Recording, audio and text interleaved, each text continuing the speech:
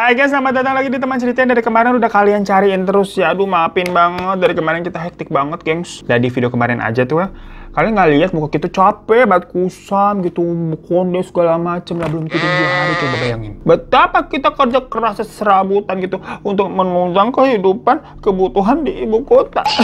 Tapi sekarang ya udah segeran lah ya, karena hari ini kita tidur cukup 8 jam. Walaupun kok sekarang kita bawaannya kayak masih ngantuk ya. Kita kalau disuruh kerja tau-tau juga suka ngantuk mulu. Bangun! Bangun! Kamu nggak lihat? Ini udah pagi. Ya cuman karena kita udah tidurnya cukup, kita juga akan langsung pakai ini nih, Miral 3B Kit. Jadi ini tuh skincare yang memang berfokus untuk brightening wajah ya gengs ya. Jadi dalam satu paket ini tuh ada 3, ada serumnya, day cream, sama night cream. Kemasannya praktis nih, enak buat dibawa-bawa gitu kan. Tapi walaupun kayak kecil begini jangan salah, kecil-kecil cabai rawit. Habis ya misalkan gue yang emang punya permasalahan yang tidurnya kurang segala macem ya. Kalau kita tidurnya kurang tuh wajah tuh jadi kayak cepet lelah, suka kusam. Apalagi udah tidur kurang, kerja di luar panas-panasan terus, udah deh. Muka udah kayak ini, topi hitam nggak lo? Gosong. Jadi buat kalian yang butuh nih produk untuk mencerahkan, membuat nih wajah jadi lebih seger gitu mukanya. Walaupun kalian apa tidurnya kurang, apa suka begadang, suka panas-panasan gitu, udah nih pakai Miral 3B Kit yang mana ada kode voucher, tenang aja. Tapi gue juga mau menginfokan nih kalau kode voucher sekarang itu sangat terbatas ya gengs. Jadi kalau kalian nonton nih video gue ada kode voucher begini, langsung gercep dipakai. Kalau udah nggak bisa ya mohon maaf, berarti sudah habis. Jadi duluan deh, dan tentunya langsung klik link yang ada di bawah pakai kode voucher yang ini ya. So, cerita kali ini tuh datang dari teman kita bernama Kana Suari yang biasa dipanggilnya Kana. Dulu nih katanya nih orang tuanya mah mau namain dia tuh seperti burung kasuari. Tapi kalau bener dikasih namanya kasuari, takutnya diledekin sama teman-teman, nyantar dipanggilnya kayak kur gitu, dikata burung. Jadinya udah Kana Suari aja. Ade aja ya orang cerita-cerita begini ke kita.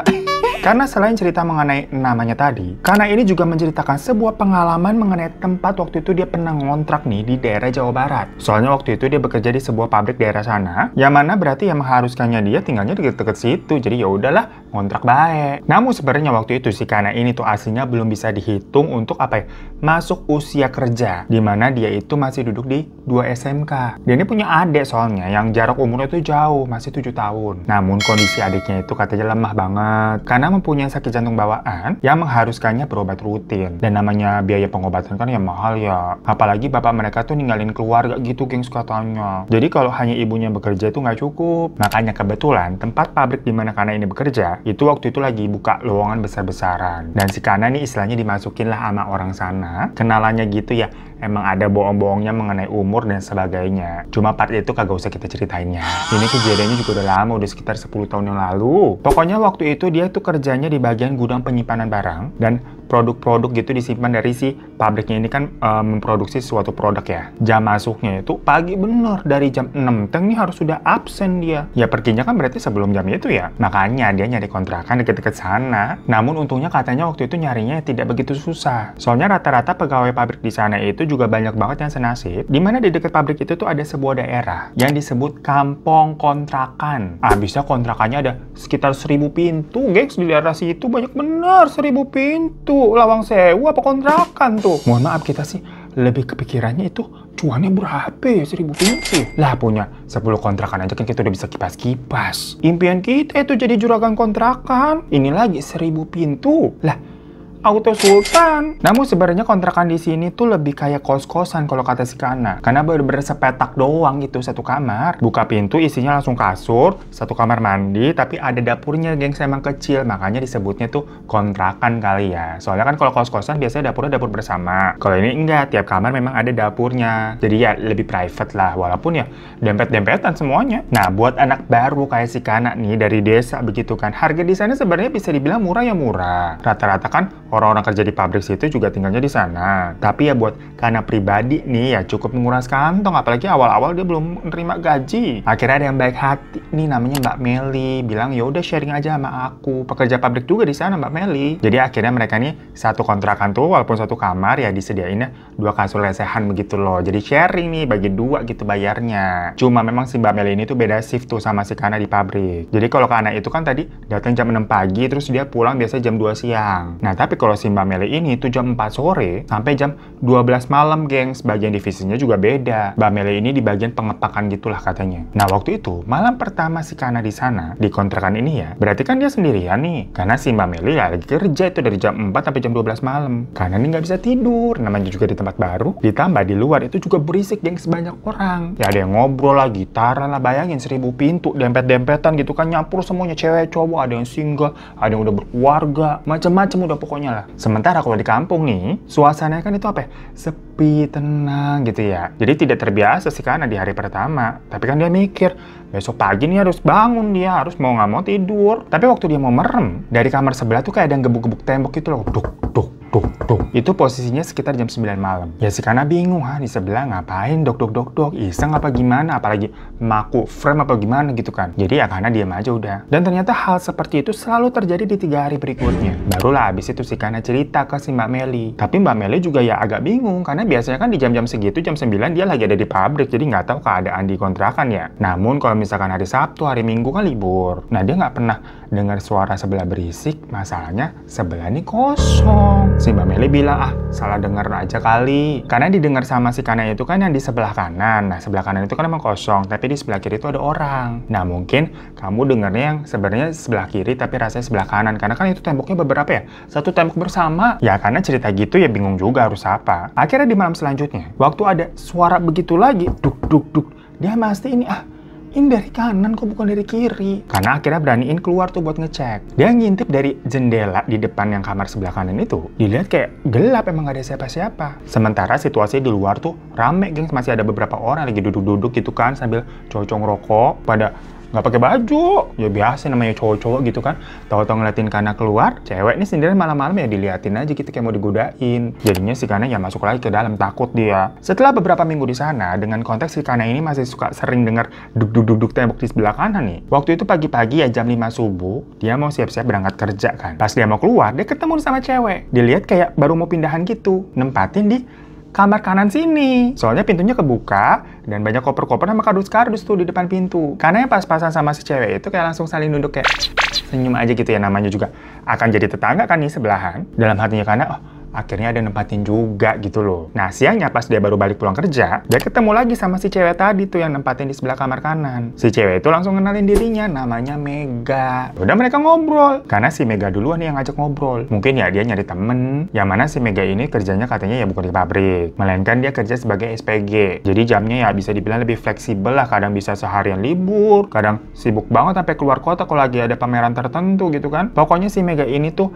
ternyata memang anak yang supel. Sama semuanya ini beberapa orang sering tuh diajak ngobrol, kayak suka ngobrol anaknya. Karena mungkin ya dia kan biasanya SPG ya, suka deketin orang gitu kan, satu-satu nawarin barang, jadi udah kebiasa gitu, ramah. Tapi si Mbak Meli ini sempat bingung. Soalnya katanya kontrakan sebelah kanan itu setahu dia cowok yang nempatin namanya Ari. Tapi emang udah agak sebulan ini nggak kelihatan. Makanya kan Mbak Meli sempat bilang sebelah kanan ini kosong. Tapi dia nggak pernah tahu kalau si Ari ini tuh udah keluar. Soalnya kayaknya barang-barangnya belum pernah diangkutin. Kok tahu-tahu ditempatin sama si Mega nih. Ya cuma kan berarti mikirnya mungkin si Ari ini emang udah keluar terus ya udah digantiin sama orang baru si Mega. Nah waktu itu pas lagi hari libur nih, hari Sabtu, jadinya si Kana sama Mbak Meli kan nggak kerja. Mereka melihat nih si Mega udah keluar gitu cantik rapih. Buka pintu terus dia mau ngunci kan kayak mau pergi. Nah kebetulan kan karena sama Mbak Meli juga ada di depan tuh. Mereka mau beli sarapan, masih pakai daster, masih kucel, rambut juga aut-autan, kalah banget sama si Mega. Ditanya sama si Mbak Meli, mau kemana Neng, kerja? Ya dikira kan udah pagi-pagi begitu, rapi, cantik, wangi gitu kan ya. Mau kerja kali kan SPG. Namanya hari weekend kan tetep aja suka lembur. Tapi Mega ketawa sambil bilang, enggak ini aku mau jalan sama pacarku Mbak, mumpung lagi libur. Oh ya udah mau jalan malam minggu kali. Siangnya giliran si Mbak Meli tuh yang pergi buat pacaran. Kalau Mbak Meli juga udah punya pacar, sama-sama orang pabrik. Dan sama-sama tinggalnya di kontrakan itu juga gengs. Cuma memang nggak tinggal bareng ya, belum muhrim. Beda barisan juga, cowoknya di sana. Jadinya lagi-lagi pas malam si Kana sendirian. Sampai ngebatin dia ngenes, aduh jomblo banget gitu ya, Sabtu-Sabtu malam minggu gini kagak ada ngajakin jalan. Ya sama kita juga selalu senasib, karena kalau Sabtu-Sabtu gitu kan bukannya jalan malah bikin video buat kalian. Pokoknya seharian si Kana di dalam kamar aja ngendon. Dia nggak punya temen selain si Mbak Meli atau kenalannya tuh Mega yang sebelah. Sampai malaman sekitar jam 8-an, Kana nih mendengar kayak ada suara Mega yang ketawa-ketawa di depan pintu. Terus kayak masuk, jadi kayak lewat gitu jalan, terus dia masuk ke kontrakannya dia. Si Kana mikir, oh si Mega udah pulang. Ajak ngobrol kali ya. Bisa kan seharian si Kana diem aja gitu kan, nggak tahu mau ngapain, gabut. Akhirnya pas dia keluar tuh mau ngetok pintu kontrakannya Mega, belum ngetuk nih di depan pintu, si Kana denger kayak ada suaranya Mega lagi ngomong sama seseorang gitu, gengs. Kayak suara-suara manja-manja genit kayak, pelan-pelan ya. Kamu gombal banget sih. Ayam. Pokoknya kayak lagi mesra-mesra nama laki. Ya si Kana mikir, apa Mega bawa cowoknya ke dalam nih kali ya, ada pacarnya tuh. Soalnya kan memang tadi dia nggak ngeliat pas Mega nih pulang sama siapa ya. Si Kana lagi dari dalam, cuma denger suaranya Mega aja kayak ketawa-ketawa gitu kan, terus masuk. Ya karena takut ganggu, nggak jadi tuh si Kana ngetok. Sampai pas hari Seninnya, kayak biasa kan hari itu si Kana harus pergi pagi-pagi tuh. Kalau pagi buta begitu subuh-subuh mah kontrakannya sepi tuh di depan. Lah belum pada bangun kalau masih tidur di dalam. Nah waktu dia lagi mau jalan tuh habis nutup pintu, dia denger ada suara orang nangis dari dalam kamarnya Mega. Suara cewek, dan emang kayaknya itu suara si Mega lagi nangis. Karena batin kenapa sih Mega nangis? Akhirnya sama si Kana diketok tuh pintunya. Mega, kenapa kamu? Tapi sama Mega nggak dibukain pintu. Cuman suara tangisannya masih terus terdengar. Nah modelan semua kontrakan di sana kan satu pintu terus ada jendela ya di sampingnya. Karena posisinya si Kana lagi di depan tuh ngetok pintu, otomatis di sebelahnya dia ngeliat jendela kan. Nah dari situ ada tuh dilihat tuh pantulan sosok kayak putih-putih kayak pocong, tapi nggak begitu jelas geng. Karena kan kalau pantulan kaca begitu kan ngeblur ya. Tapi kayak ada putih-putih berdiri tuh di belakangnya. Otomatis sekarang langsung noleh ke belakang. Tapi nggak ada apa-apaan, gengs. Dan pas ngeliat ke jendela lagi, putih-putih itu udah nggak ada juga. Cuma sebelumnya jelas banget ada putih-putih berdiri kayak di belakangnya tuh gitu. Karena pas ngeliat kanan kiri keadaannya masih sepi, karena yang ketakutan nih langsung merinding dia. Buru-buru pergi aja deh buat berangkat kerja. Namun waktu dia pulang kerja nih di jam 2-an, dilihat sepertinya si Mega lagi pergi. Soalnya si Kana tadinya mau nanya, kamu nangis tadi pagi kenapa? Sampai abis maghrib tuh sekitar jam 7-an, dari dalam kamarnya Mega nih terdengar kayak ada suara-suara gitu, gengs. Maksudnya kayak lagi ada orang di dalam. Jadi kayak ada suara orang yang lagi mandi, beraktivitas gitulah. Cuma kan seharian tuh sih karena di kamar ya dari jam 2 tadi tuh, dia nggak denger si Mega pulang. At least kayak ada suara buka kunci masuk gitu, enggak. Soalnya emang nungguin si Kana, nungguin Mega mau nanya itu kamu tadi pagi nangis nangis kenapa? Lah kok tau ini ada orang gitu kan di dalam kontrakannya Mega, kapan masuknya? Pas Kana coba cek keluar lagi gitu kan, dilihat dari jendela ya lampunya tuh mati di dalam sana. Maksudnya kalau memang di situ ada orangnya, biasanya lampunya kan nyala nerawang gitulah dari jendela gitu, kelihatan lampunya nyala. Lah ada orang berarti di dalam. Ini masih jam 7 gitu, banyak orang juga biasa tuh lagi beraktivitas. Kalau memang ada orang di dalam, kenapa lampunya dimatiin? Masa kayak ngapa-ngapain gitu matiin lampu, kan nggak kelihatan apa-apaan. Dan seharian itu si Mega ternyata nggak balik-balik. Sampai besokannya pun, Mega nggak kelihatan tuh balik-balik lagi ke dalam kontrakannya. Soalnya ada beberapa penghuni lain yang emang nyariin dia, ngetok pintu gitu kan. Dikira ya Mega lagi di dalam, soalnya memang terdengar kayak ada aktivitas orang gitu di dalam. Tapi udah diketok-ketok nggak ada yang bukain pintu. Pokoknya 3 hari berlalu kayak gitu, gengs. Sampai pas Kana habis pulang kerja, si Mega baru nongol tuh ada di dalam kontrakannya. Nyapa si Kana sampai ngasih oleh-oleh. Ternyata katanya dia habis dari Bandung. Ada acara di sana, jadi dia jadi SPG tuh, nungguin boot gitulah. Ya karena kan langsung nanya, kemarin-kemarin aku denger kayak ada orang tuh di dalam kontrakan kamu. Nggak aku doang yang denger, ada penghuni lain juga nyariin kamu tuh, dikiranya kamu di dalam. Si Mega jawab, oh iya itu cowok gue. Kemarin dia sempat nginep emang pas gue lagi di Bandung. Karena denger begitu, oh cowoknya bener kan, berarti emang ada orang. Tapi kenapa waktu diketok-ketok sama penghuni lain itu nggak ada yang keluar? Si cowoknya masa nggak mau nemuin? Oh mungkin takut ketahuan kali si Mega bawa laki ke dalam kali ya. Tapi kan Meganya juga nggak ada di situ, harusnya nggak apa-apa lah. Nah mungkin karena juga bukan tipe-tipe orang suka ikut campur, jadi itu masalah orang, ya udahlah.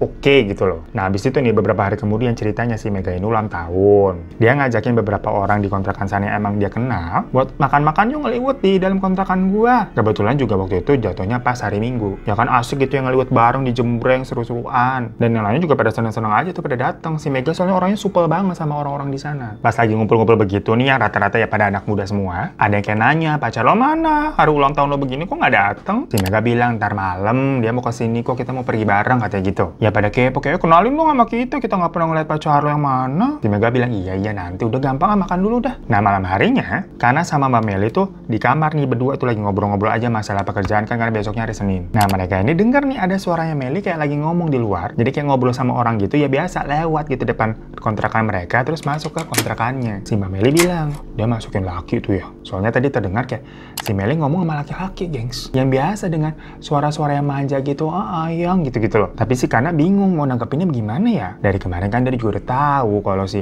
Meli bawa laki, dibilang kemarin kan nginep tuh lakinya di situ tuh. Cuma yang Mbak Meli juga nggak usil, bilang gitu doang kayak masukin laki tuh ya gitu loh. Sampai akhirnya mereka tidur, tahu-tahu dari luar nih ada suara orang yang kayak gedor-gedor pintu. Sampai Kana sama Mbak Meli bangun. Mereka langsung keluar yang ternyata ini ada beberapa orang lagi geder-geder pintunya Mega tuh ya. Kontrakan mereka kan di sebelahan persis ya, dempet. Di situ ada 2 ibu-ibu sama 1 bapak-bapak, yang mana salah satunya memang adalah pengurus apa ya, kayak perhimpunan kontrakan di situ lah, bukan yang punya, macam kayak bisa dibilang Bu RT-nya gitulah. Nah, Mbak Meli nanya tuh, kenapa Bu? Ada apa Bu? Dan orang-orang itu bilang kalau mereka ini mendengar kayak ada suara-suara seperti orang sedang berhubungan di dalam kamarnya si Mega nih.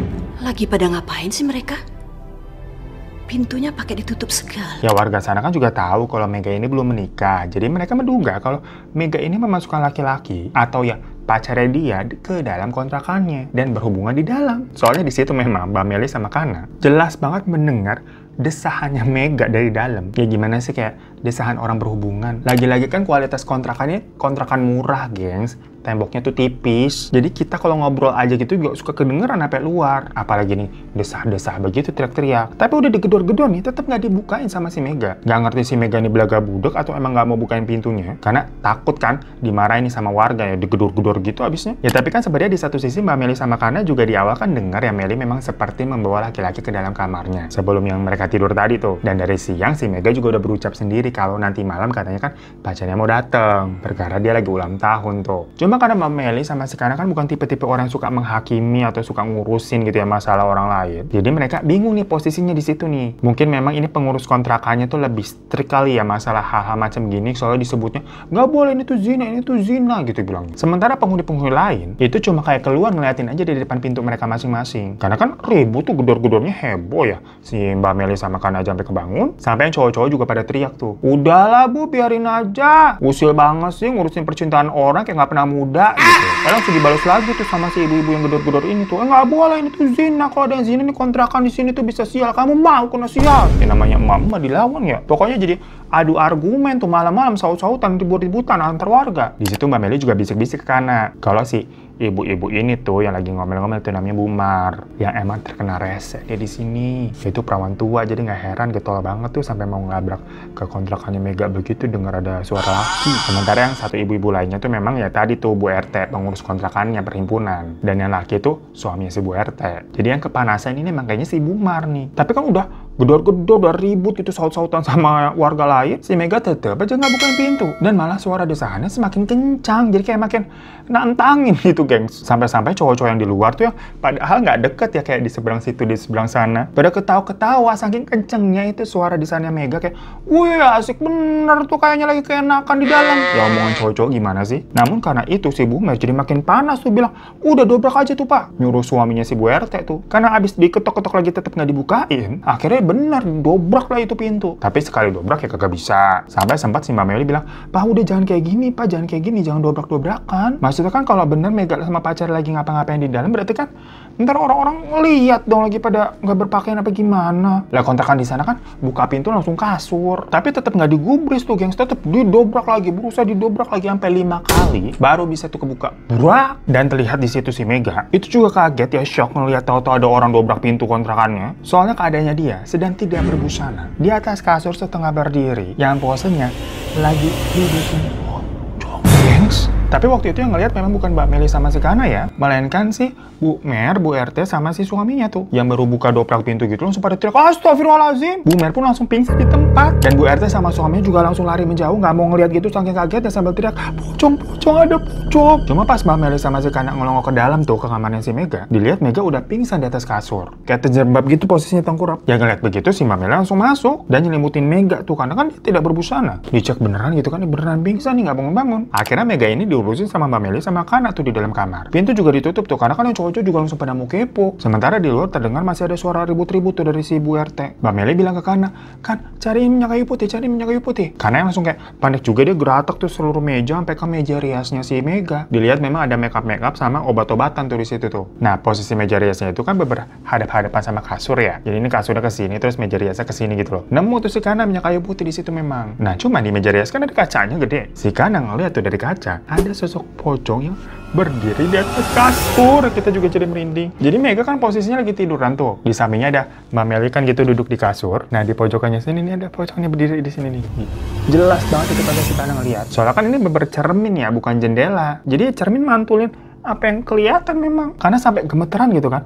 Dia nggak mau balik badan. Karena kalau dia balik badan, dia langsung lihat tuh dengan mata kepalanya takutnya. Sementara di kaca, soalnya masih ada itu sosoknya. Karena takut si Kana malah lari keluar. Ninggalin si Mbak Meli yang di dalam tuh keheranan. Nah di luar ternyata lagi pada heboh-heboh menyadarkan si Bumer kan pingsan juga dia. Sementara si Bu Ketua terus-terusan bilang kayak, itu ada pocong di dalam, ada pocong di dalam. Gak lama si Mbak Meli ngelongok gitu keluar gitu kan, nanya ke Kana, kenapa lo keluar? Sini mana minyak kayu putihnya? Dan juga akhirnya minta sama ibu-ibu sama cewek-cewek buat bantuin nih urusin Mega di dalam. Ya akhirnya Kana masuk lagi tuh karena rame-rame barengan ibu-ibu lain sama cewek-cewek yang lain. Dimana pas dia masuk ya sosok pocong itu udah nggak ada, udah nggak kelihatan mau di aslinya ataupun di kaca rias. Singkat cerita Mega nih akhirnya tersadar, dia kayak langsung panik kan karena banyak orang. Sementara dia juga langsung kayak celingak-celinguk gitu kayak nanya ke Kana, pacarku di mana kan? Lah, karena bingung karena pacar yang mana. Si Mega ini sambil nangis dan bingung juga ya dirinya tuh kan masih telenji. Dia akhirnya nyuruh semuanya buat keluar. Ya karena Meganya di sini dia nggak udah siuman, ya udah pada keluar. Sementara di luar si Bumer juga udah bangun tuh dan para warga langsung pada ngegosip. Bingung dengan reaksinya Mega tadi kayak,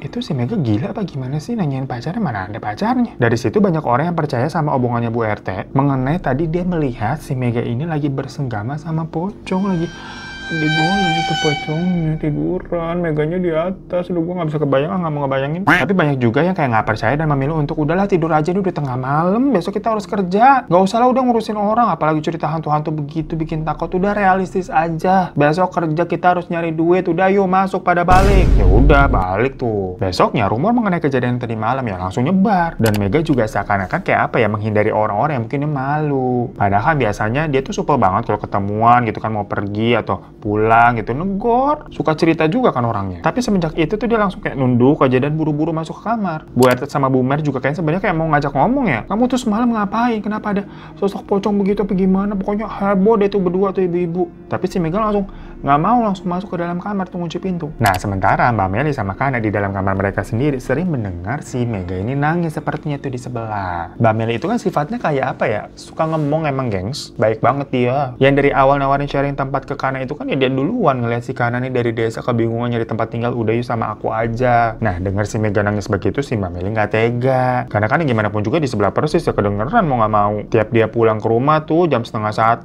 jam 1 gitu kan mau tidur denger si Meli nangis ya berhari-hari ya. Keganggu juga sih. Akhirnya dia ngajakin Kana tuh di jam itu juga buat udah kita ke kamarnya deh. Kalau dia butuh curhat sama wanita. Mumpung ini kan juga lagi pada sepi, nggak ada orang-orang gitu, nggak ada yang ngeliat jadi nggak ada yang ngejudge. Namun sebenarnya si Kana yang kemarin tuh sempat melihat sosok pocong di kamarnya si Mega tuh lewat pantulan cermin, itu belum cerita ke siapa-siapa, termasuk ke Mbak Meli. Habis dia bingung juga ya ceritanya mau gimana. Makanya di situ akhirnya si Kana nih cerita. Dia juga bilang nih kalau misalkan malam habis maghrib, pokoknya sebelum si Mbak Meli pulang ya. Soalnya kan Mbak Meli pulangnya ya itu tuh pagi-pagi 12:30 ya perginya jam 4 sore. Si Kana nih sering mendengar ada suara-suara aktivitas dari sebelah tuh di dalam kontrakannya Mega. Padahal Mega lagi keluar belum pulang. Waktu itu sempat nanya ke Mega, katanya itu adalah cowoknya lagi nginep di situ. Tapi cowok yang mana kita kan nggak pernah lihat. Ya cuma karena lama-lama si Kana terus-terusan begitu, jadinya kayak tutup mata tutup telinga aja istilahnya. Dia mikir ya udahlah selama nggak ganggu ke kamarnya dia atau ke kontrakannya dia nih, nggak usah dipeduliin istilahnya, ya udahlah sama-sama jangan saling ganggu. Ya mungkin sih karena sampai dengar suara-suara begitu karena posisinya tadi mepet sebelahan, temboknya jadi satu. Dempet-dempetan ya otomatis kedengeran mau nggak mau. Dan di luar toh kondisinya kan selalu rame. Penuh tuh tiap kontrakan ada penghuninya di deretan situ. Jadi karena mikir kalau ada apa-apa ya udahlah dia tinggal keluar. Nah Mbak Mel yang diceritain begitu kayak setengah percaya setengah enggak, kayak ah beneran lu? Yaudah deh kita coba ngomong ke Mega dulu sekarang, ini sebenarnya ada apa sih? Akhirnya mereka berdua ya udah keluar tuh ke kamarnya Mega tuh ngetok, yang kondisi pintunya mah setengah rusak ya belum dibenerin habis didobrak kemarin. Mbak Meli bilang, Mega, ini Mbak Meli sama Kana. Dan gak lama dibukain pintu tuh sama Mega. Matanya memang terlihat sembab kayak habis nangis. Masuk mereka. Yang mana di situ sebenarnya si Kana masih lumayan merinding ya. Udah malam nih keingetannya waktu itu tuh. Tapi ya gimana disuruh sama Mbak Meli nemenin, jadi nurut aja. Pokoknya intinya di situ Mega cerita. Dia malu sama warga sini karena ketahuan zina sama pacarnya dalam keadaan apalagi didobrak gitu dia nggak berbusana, lagi goyang. Dia sampai mikir apa? Aku tuh mau pindah dari sini saking udah nggak punya muka. Tapi gimana dia juga lagi nggak ada duit buat pindah kontrakan. Lah, tapi dengar begitu ya si Mbak Meli sama Kana kayak, bentar. Lu malu karena ketahuan zina. Lah emang ya waktu itu lu lagi ngapain sih? Waktu habis didobrak mah, kita lihatnya lu lagi pingsan tungkar sendirian di kasur. Nah dari percakapan itu, masing-masing pihak nih kayak sama-sama bingung. Dimana si Mega nih nanya, loh, emang kalian nggak pada ngeliat cowok gue kabur? Sementara Mbak Meli sama si Kana kayak lihat-lihatan, hah? nggak ada cowok. Tapi si Mega malah ngotot. Waktu si Bumer sama yang lainnya dobrak pintu gue tuh, gue lagi berhubungan sama cowok gue. Mbak Meli sama Kana sampai udah speechless gitu, nggak ngerti ini si Mega ngomongin apa sih. Waktu itu memang mereka bukan pertama kali orang ngeliat situasi di dalam ya. Karena kan yang pertama kali dobrak itu ya si Bumer, Bu RT sama suaminya. Ya cuma kan kejadiannya selang beberapa detik aja habis si Bumer ini teriak gitu kan, terus pingsan sampai Mbak Meli sama si Kana yang masuk ke dalam kamar tuh ngurusin si Mega. Nah di situ nggak ada siapa-siapa, orang Mega sendirian. Kalau misalkan ada cowoknya sempet kabur atau gimana, at least kan pasti kelihatan ya. Tapi si Mega malah tambah ngotot. Dia sambil nangis-nangis nih mengira kalau Mbak Meli sama Kana lagi membohongi dia, kayak lagi mempermainkan dia gitu. Lah, Kana sendiri juga sampai tambah bingung gitu. Ini ngomongin apa sih? Tahu-tahu mereka disuruh keluar, diusir. Ya udah dari situ si Mbak Meli juga agak sedikit percaya jadinya sama cerita Kana. Itu kayaknya ada yang salah memang sama si Mega deh. Kamu beneran waktu itu ngeliat pocong di kamarnya? Iya. Ya Kana sampai sumpah-sumpah, iya Mbak, aku ngeliat, makanya aku takut. Ya kalau begitu kemungkinan benar dong yang dikatakan sama Bu RT sama yang lainnya kalau mereka melihat si Mega ini lagi bersenggama sama pocong. Udah malam banget lagi kita ngomongin beginian, dari tadi nggak berhenti merinding. Ya tapi mereka berdua kan nggak tahu nih apa yang terjadi di sebenarnya. Setelah itu ya paginya si Kana ini kayak kerja kayak biasa, terus pulang kan jam 2-an. Sampai kontrakan, kok dia ngeliat kayak rame banget. Apalagi di deretan barisannya itu, di deretan kontrakannya sampai ada polisi. Yang ternyata kayak pada ngumpul di depan kamarnya dia. Udah kaget kan, deg-degan ada apa nih. Pas kesana ternyata ngumpulnya di depan kamarnya Mega, bukan kamarnya dia sih. Ya karena sebelah-sebelahan kelihatannya di situ ya. Dan di sana juga lagi ada Mbak Meli lagi nangis-nangis. Yang ternyata si Mega ditemukan bundir di dalam kontrakannya, guys. Dan di situ juga ditemukan foto Mega bersama seorang laki-laki yang memang diduga kekasihnya. Dan ternyata Mbak Meli sama beberapa warga di sana itu kenal pas melihat foto itu. Dia adalah laki-laki yang bernama Ari, orang yang ngontrak di tempatnya Mega itu sebelumnya akhirnya si Mega yang menempati. Dan di belakang foto itu terlihat ada kayak tulisan tangannya Mega yang pas dibaca tuh, kita harus selalu bersama sehidup semati. Geger lah itu satu lingkungan. Loh, ternyata ini pacarnya si Mega si Ari. Ya cuma kan sebelumnya mereka juga nggak tahu ya ini Ari kemana. Ternyata kata yang punya kontrakan, ini bukan Bu RT ya, emang yang punya kontrakannya tuh. Soalnya kan sempat diinterogasi sama polisi. Si Ari ini tuh nggak ada kabarnya hampir selama sebulanan, gengs. Sementara dia udah nunggak nggak bayar kontrakannya itu udah 2 bulan. Jadi karena dihubungin nggak bisa-bisa, makanya akhirnya disewakanlah ke kontrakannya itu ke Mega. Mega ini masuk sebagai penyewa baru. Barang-barangnya Ari nih yang awalnya mau dibuang-buangin sama si pemilik kontrakan, ternyata dicegah. Jadi sama Mega tuh diminta udah aku keep aja barang-barangnya, nggak usah dibuang. Toh barangnya juga emang gak banyak, kayak baju-baju sama perlengkapan masak, piring, gelas-gelas yang maklum cowok ya, barangnya ya seadanya aja. Dipikir pemilik kontrakannya mungkin itu mau dipakai kali sama Mega ya, lumayan kan nggak usah beli-beli piring, gelas atau yang baru-baru. Nggak ada yang mikir macam-macam itu si pemilik kontrakan. Loh kok ternyata si Mega ini ternyata punya foto mesra berdua sama Ari, ternyata memang pacaran. Ya dari situ polisi menyelidiki lagi. Ya akhirnya pokoknya beritanya sampai ke telinga para penghuni kontrakan di sana. Si Ari ini ternyata sudah meninggal lama, guys. Karena dibunuh sama tim leader dari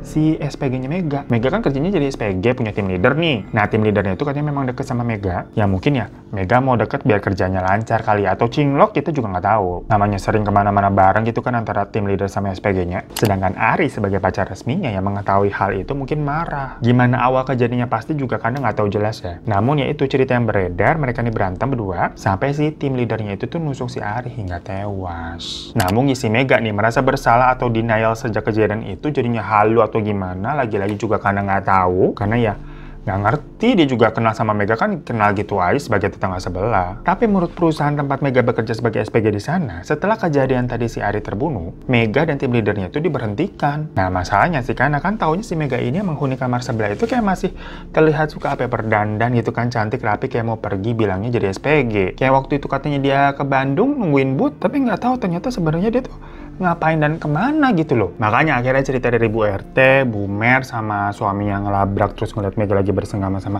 pocong itu, jadi banyak yang mempercayainya, gengs. Pada bilang mungkin itu pocongnya Ari kali. Habis setelah itu kamar si Mega kan jadi kosong. Nggak ada pengontrak baru lagi yang mau karena ceritanya udah tersebar. Ada yang pernah bundir di situ lah, serem. Dan kalau siang memang sering tuh terdengar kayak ada suara-suara aktivitas di dalam sana kan, padahal kosong. Sedangkan kalau malam sering terdengar ada suara yang nangis di dalam. Yang kali ini udah nggak cuma si Kana doang yang sering denger, tapi orang-orang di sana juga udah notice. Hingga akhirnya Kana sama Mbak Meli pun minta pindah tuh. Sewaktu tahu ada orang lain gitu yang keluar dari kontrakannya, jadi udahlah kita tempatin di sana aja. Mereka udah nggak tinggal sederet yang di kamar bekasnya Mega tuh. Udah pindah deretan lah. Ya bisa keganggu banget jatuhnya. Banyak juga orang-orang lain yang pada ikutan pindah. Nyari yang kosong sampai deretan yang di situ tuh udah mulai sepi penghuni. Dan beberapa orang yang masih tinggal di deretan situ mengaku kayak suka kehilangan apa ya, barang-barang macam apa, helm, sepatu, sendal yang ditaruh di depan pintu tuh pada hilang atau siapa yang ngambil. Perkara udah sepi tuh satu deretan, tinggal beberapa orang juga. Jadinya nggak ada yang kayak semacam ngawasin gitu kan. Kemarin-kemarin selalu rame ya. Di samping itu masih banyak nih orang-orang yang mengaku tahu-tahu apa ngeliat penampakan pocong, ada kuntilanak juga. Mendadak jadi serem itu di daerah kontrakan sana. Cuma kalau Kana sendiri sih bilang semenjak dia pindah ke kamar lain tuh, dia sama Mbak Meli udah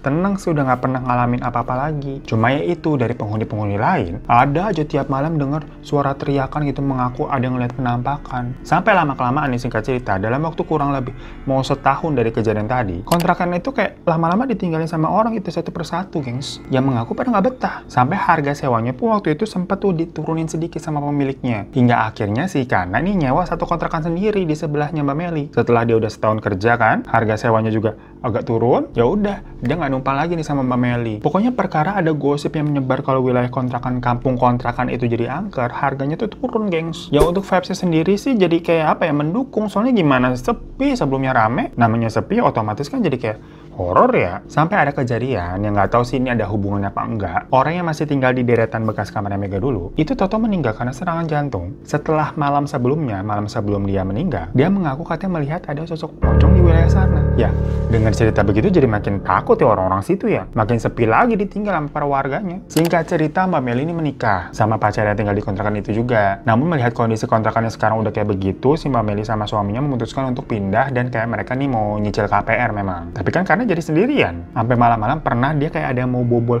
pintunya gitu. Jadi kayak mungkin maling ya. Diam-diam kayak mau berusaha buka pintu ya, tapi karena si Kana takut, dia cuma teriak doang, mentak tuh dari dalam. Habis itu sih orangnya kabur. Yang jelas situasinya tuh lama-lama jadi nggak aman, gengs. Karena harga sewanya kan semakin miring tuh, semakin jatuh. Alhasil orang-orang yang kontrak di sana tuh semakin kayak nggak jelas, kata si Kana. Yang kadang tinggalnya tuh bukan dalam waktu yang lama. Kayak cuman seminggu, sebulan gitu. Dan hal itu membuat apa ya, tingkat kriminalitas di sana tuh jadi tinggi, nggak aman pokoknya. Selain barang-barang kalau ditaruh di depan pintu pada suka hilang, banyak juga yang kontrakan mereka tuh dibobol waktu si orangnya lagi pergi kerja. Karena apa ya?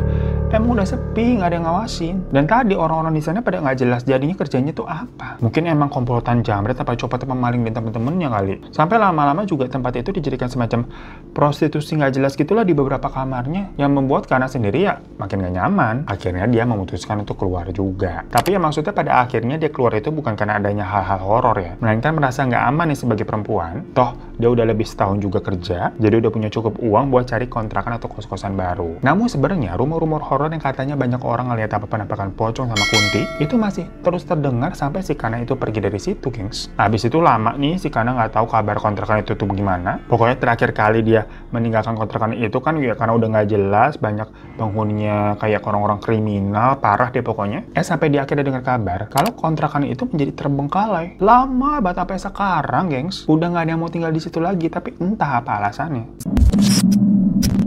So itu tadi cerita mengenai kontrakan 1000 pintu yang saat ini katanya sudah terbengkalai. Namun karena sendiri nggak tahu persis ya kenapa nggak ada satu orang pun yang mau tinggal di sana lagi. Ya tapi kalau dia sendiri kan karena faktor keamanan sendiri ya, perkara orang-orang di sana udah mulai nggak jelas dan banyak barang-barang yang hilang.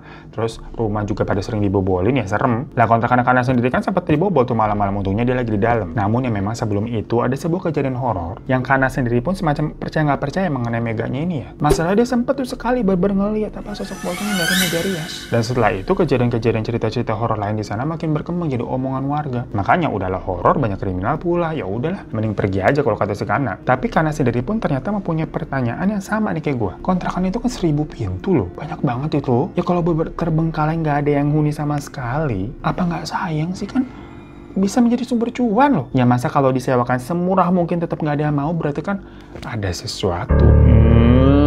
Ya Allah alam ya, gengs ya. Terima kasih Kana untuk ceritanya. Buat kalian yang masih mau kirim-kirim cerita, tentunya boleh banget langsung aja kirim ke email ini. Dan buat yang pada belum subscribe, yuk buruan subscribe, sama jangan lupa nyalain tombol notifikasinya buat tahu nih kalau ada video-video baru kayak nanti. Berarti hari Sabtu ya ada teman cerita lagi, jadi tungguin. Sampai jumpa di teman cerita nanti hari Sabtu. Assalamualaikum warahmatullahi wabarakatuh.